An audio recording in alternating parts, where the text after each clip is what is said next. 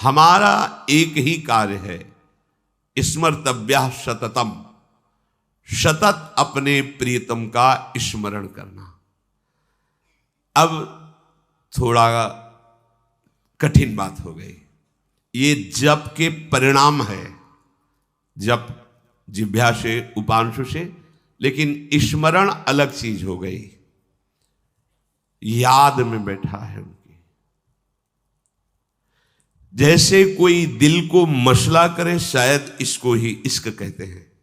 पूज्य भाई जी हनुमान प्रसाद पोद्दार जी ने प्रेम दर्शन में लिखा, शायद इसको, शायद शब्द इसलिए लगाया कि अनिर्वचनीयम प्रेम स्वरूपम।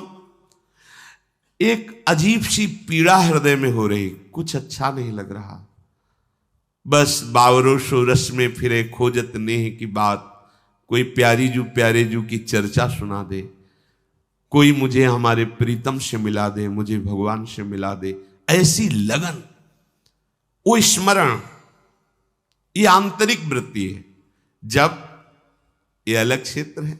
स्मरण, स्मरण जब जागृत होता है तो ये कभी नहीं हटता, कभी नहीं, ना तो जागृत में, ना स्वप्न में, ना सुषुप्ति में भी नहीं हटता है। निद्रा समाधि स्थिति, वो गोरे चरणारविंद में ही सुषुप्ति जैसा दिखता है, पर वो सोता नहीं। हर समय प्यारे जू की मधुर स्मृति पूर्ण विश्राम स्थल है उसके लिए। जितनी विधियां हैं, जितने निषेध हैं शास्त्रों में, ये करो ये ना करो, उन सब का फल है तुम्हारे हृदय में भगवत स्मृति जागृत हो जाए। संपूर्ण शास्त्रों के स्वाध्याय का, ज्ञान का फल है भगवत स्मृति जागृत हो जाए। जैसे गीता जी पूरी सुनने के बाद अर्जुन जी ने कहा, नष्टो मोहा स्मृतिर्लब्ध्वा त्वत्प्रसादान मयाच्युतः। हे अच्युत, हे गोविंद, आपके कृपा प्रसाद से मोह नष्ट हो गया, अब स्मृति जागृत हो गई। स्मृति, हम लोग परिवार की स्मृति में, भोगों की स्मृति में मगन है। देख लो, स्मृति बिना प्रयास के होती है। हम परिवार के चिंतन के लिए पद्मासन लगा के नहीं बैठते, भोगों के चिंतन के लिए हम कोई चेष्टा नहीं करते, बिल्कुल बाह्य चेष्टा रहित अंदर में पूरा का पूरा चिंतन भोगों का, परिवार का, सुख सामग्रियों का जैसे चल रहा है, ऐसे जब भगवत स्मरण चलने लगे, ये बात बन गई। यश स्मरण मात्रेण, तभी लिखा है स्मरण मात्रेण जन्म संसार बंधनात् विमुच्यते। जिनका स्मरण मात्र जन्म और मरण के चक्र से छुटा देता, विमुच्यते। स्मरण, अनंत जन्मों में अनंत बार हमारे पति पत्नी पुत्र परिवार सब मिले, लेकिन कोई पास नहीं है, समझो। तो इस जन्म का भी तुम्हारे पास कोई नहीं रहेगा। ये केवल एक जादू का तमाशा जैसा रच गया है, ये माया का तमाशा है। वो मायाधीश ऐसी माया रचता है, हम तुम तो बहुत छोटे बुद्धि वाले हैं। ज्ञानिनाम अपि चेतांश देवी भगवती हिसाब बलादा कृष्ण मोहाय महामाया प्रचति। बड़े बड़े ज्ञानियों के चित्त को बलात् अपनी तरफ आकर्षित करके भ्रम पैदा कर दे, उसे कहते हैं माया। देवी हर्षा गुणमयी मम माया नृत्या। तुम्हारी माया बाजी पसारी विचित्र, सुनमुनि मोहे काकी कोड। किसकी गोद में बैठकर आपका विस्मरण हो जाता है? माया की गोद में। तो किसके बल से बलवान है माया? आपके बल से। इसलिए जब तक आपका कोई आश्रय नहीं लेता, तब तक माया के चाल को समझ नहीं पाता है। अनंत बार तुम्हारे मां हुए, पिता हुए, परिवार हुए, बिछुड़ गए। इस जन्म में भी वैसे ही है, बिछुड़ गए। ना कभी वो रूप था, ना कभी वो रूप मिलेगा। बीच में जो भास रहा है वो श्री कृष्ण ही उस रूप में है। जिस रूप को तुम माता पिता परिवार मान रहे हो, मेरा प्रभु है, ऐसा मान लोगे तो जीवन मुक्त हो जाओगे। नहीं मानोगे तो मोह में फंस करके फिर दुर्गति को प्राप्त होगे। अनंत बार ये मैं, ये मेरा कह करके तुम मरते रहे, और तुम्हारा मोह बंधन दृढ़ होता रहा। अब तो समझ जाओ,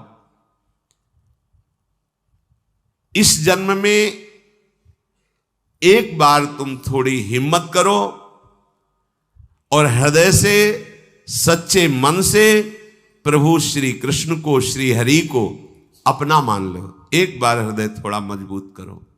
ये मजबूत होता है सत्संग से। और पुकारो कि प्रभु मेरे हो आप, पुकारो मीरा जी की तरह, मेरे तो गिरधर गोपाल दूसरो न कोई। ये है ही नहीं दूसरा। जैसे आप कह दो फिर ये सब वास्तविक नहीं है, केवल भास रहा है, तो हंसी आती है। जब वो दिखाते हैं तो हंसी आती है कि वाह बड़े प्रवीण हो आप, छुपने में बड़े प्रवीण हो। छुपा छुपी का खेल, ऐसे छुपे हुए तुम जान ही नहीं सकते ये प्रभु हो सकता है भला। वो है, वही है। मत्ता परतरम नान्यस वासुदेवा सर्वम ईशावास्य विदम सर्वम यत् किंचे जगत्याम जगत। पर कैसा छुपा छुपी का खेल खेल रहा है वो दिखाई नहीं दे रहा। यदि इस जन्म में तुम हमारी बात मान गए तो दशा बदल जाएगी तुम्हारी। ये रोना मिट जाएगा। ये जो हम अभाव में रो रहे हैं ना, ये हो जाता तो ठीक है, ये हो जाता तो ठीक है, ये हो जाता तो ठीक है। एक बार तुम श्री कृष्ण को अपने हृदय के भावों को समर्पित करके देखो, निहाल हो जाओगे। मेरी प्रार्थना है इस जन्म में भूल मत करना। पूज्य श्री राधा बाबा के मेरी प्रार्थना है इस जन्म में भूल मत कर देना। हृदय की सारी शक्ति को समेट करके एकमात्र प्रभु के चरणों का आश्रय ले लो। फिर कृपा में तुम्हें कैसे चलाते हैं तुम देख लेना।